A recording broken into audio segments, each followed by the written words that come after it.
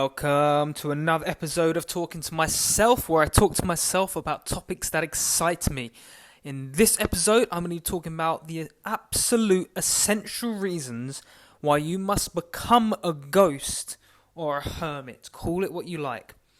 What I mean by this is that at least everyone, I believe, even if it's only temporarily, say for a few months, couldn't even be up to a year or a couple of years, should take some time away from society, even from their friends and families, at least for a little while. I'm not saying permanently cut these people off, but be alone with themselves and only themselves. And this also involves, still be using your phone, your technological devices, but spending time in solitude for a while to literally just be with your thoughts, your feelings, your emotions. And I don't mean obviously just do like a month straight, but what I do mean is at least spend about 60%, 70% of your time by yourself. And obviously still go to work, still do those things. When you come out of work, perhaps you spend it alone. That's what I mean. I don't mean literally just don't go to work. Sorry, boss, I've got to spend 60% of my time alone. But you get the idea. So this is obviously going to be a different amount of time for everyone. But I would say at least for a good couple of months, it could be worth doing this. And this is speaking from my personal experience. For me, it was about a year, year and a half, even up to 2 years, where I was not completely alone. I was still doing stuff, but I was doing stuff by myself. So if I was going to events, I'd go to events by myself, where I'd meet people I'd never met before, rather than going with a group of friends, which I would have done in the past. So ultimately, you're not going out alone, trying new things alone. Why do I believe people should at least be a hermit for a while? Because when you're brought up by your mum, your dad, your caregivers, whoever they are, they obviously project and imprint their beliefs and their way of life onto you. And because you're used to this as a child, you rely on them for survival, you see life in the same eyes and the same view as they do. And this is not necessarily the correct view of life. This is just one perception of life based on their own upbringing, their own traumas, their own experiences. And so that is being presented onto a blank slate, which is in this case you. The baby is a blank slate, a sponge just absorbs it and repeats what it's seen from the caregivers. And this applies then as you go on, as you grow up into become a young child. You meet your friends who also have their own beliefs. And the people with the strongest beliefs, the strongest energy, that become sort of more leadership roles in that friendship group, for example, they often project their beliefs onto the rest of the group. So it literally goes on and on. So you do that as a child, then perhaps you go to university, the same thing applies. You go to work, then there's often the more of a leader, the more, guy with or girl with the most energy, the strongest beliefs, that's, is the leader of the pack. You follow the beliefs again, and it keeps going, okay? You might join a new club, a football club. They also have their beliefs. So what keeps happening again and again, you're just following the beliefs of the generic crowd, and these are not your own authentic beliefs, or this is not your true self. Because ultimately, you don't have a true self when you're growing up as a child.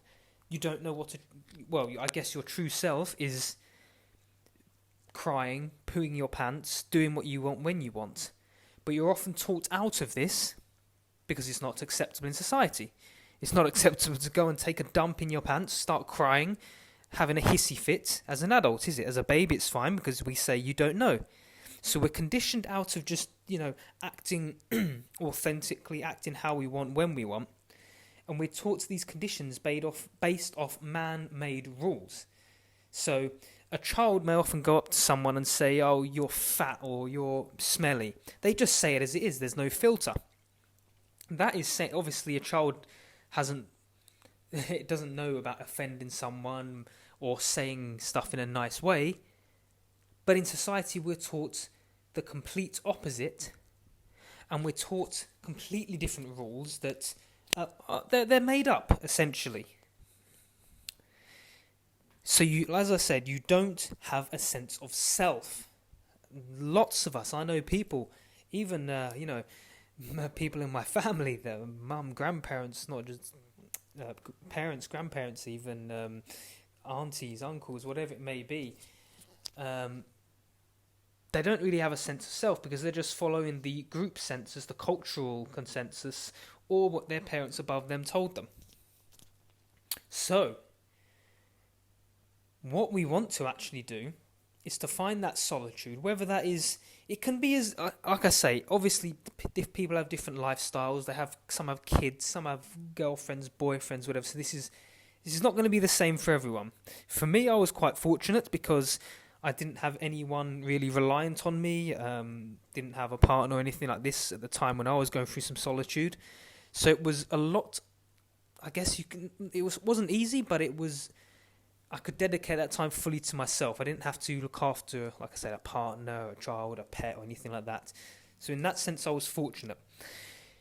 But this is a chance for us to connect, to understand ourselves better. Like, if we don't know how we work, how can we expect anyone else to, know how we work or how we should be behaving? So they just ultimately tell us to behave in a certain way, and if we don't know how we behave, we just go along with it. Without knowing ourselves, we can't change anything. And ultimately, we can't develop ourselves either. So this is not going to be one for the people that like quick fixes, that like, exciting adventure and stuff like that. This is going to be for those who want to heal some deeper wounds, want to become their true authentic selves, and ultimately become more powerful as a man or woman and stand firmly in their stance as they walk. You'll understand the thoughts that arise, why you do certain things as well. So here's what I would say for people, even just to start. Start by going out into nature in a park by yourself. Just observing what thoughts come up in your head, making a note of them. Even if you do this once a week to start with, see what patterns arise, see what sensations in the body arise. This is a basic start.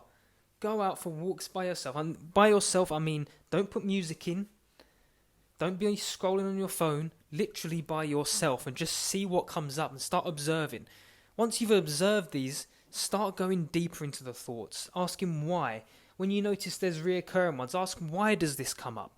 Why? Keep going deeper. Why? Why because of this? Oh, why did this happen? Keep going down deeper. Ask why. A good 5 to 7 times at least, to get at least to the root cause of it and understand why these patterns are arising.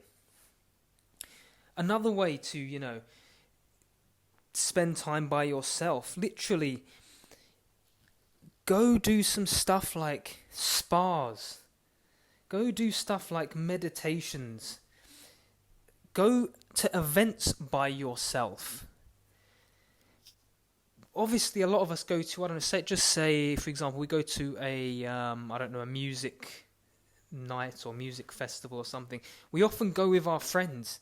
We go with our friends because it's comfortable. We have a laugh, though, it's great, and you have a good time, but you're quite limited in this sense. Your friends want to do this, but you don't, then often we don't do it because our friends are not doing it. We don't want to be by ourselves and we feel uncomfortable.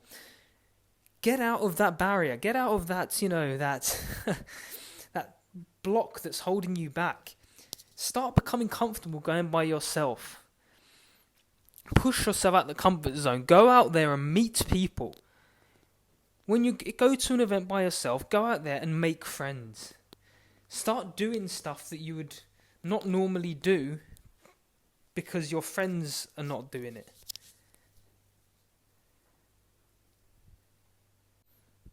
Ultimately, once you start doing this stuff by yourself, say you go to the events by yourself, you're meeting people by yourself, you're having walks by yourself, you start to realise you become so comfortable in your own frame that a lot of the people you were hanging out with before, you realise you were just hanging out with them because you were perhaps lonely, or perhaps you wanted to do things that you couldn't without them.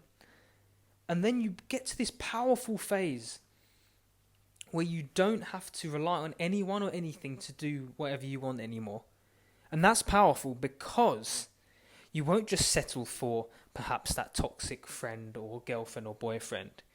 You'll literally be like, I either want someone that gives me true value, true enjoyment, or I'm fine by myself. And this way you can't be manipulated, you can't be guilt-tripped, you're not worried about judgment or anything like that, because you're literally so comfortable by yourself, you're not willing to tolerate anything less.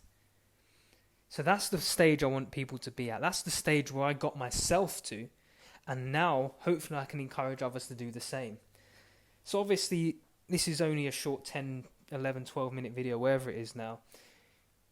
But as I said, start doing things alone so you can get to the truest version of yourself. Hope that helps. I'm going to start doing stuff that's more in depth soon. But for now, this will do.